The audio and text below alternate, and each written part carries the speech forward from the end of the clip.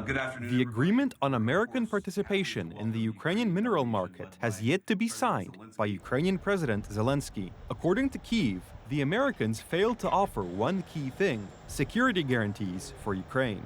There is nothing in this document specifically about security guarantees, and for me, it's very important to include some kind of security guarantees in the agreement. It was this deal that the Americans and Ukrainians were discussing behind the scenes in Munich. Kyiv's raw materials are supposed to be, on the one hand, an insurance policy for Ukraine's future, and, on the other, a justification to American taxpayers for spending their money in Ukraine. The Americans have more capabilities, more resources, and more influence, and they will be able to protect the territories with their investments, but also build factories that will be located in our country. In the future, this could turn into a real geopolitical alliance, so that we don't have to shed any more blood on Ukrainian territory. Thank you so much.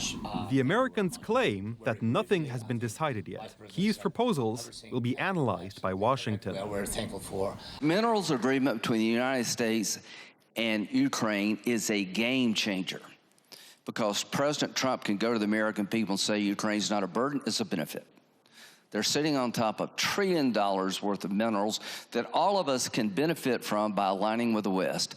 Ukraine wants concrete statements from the Americans, but before they are made, the White House wants to know the Russian position. So, according to unofficial sources, high-level American and Russian politicians will meet in Saudi Arabia in the coming days.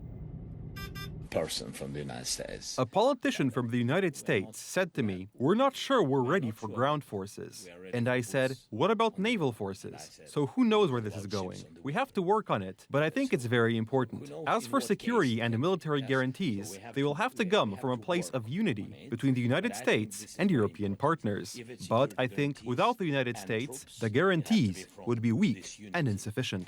Although the Munich conference did not lead to any breakthroughs, it clearly outlined the new balance of power in which the Americans, above all, pushed aside the interests of Berlin or Paris.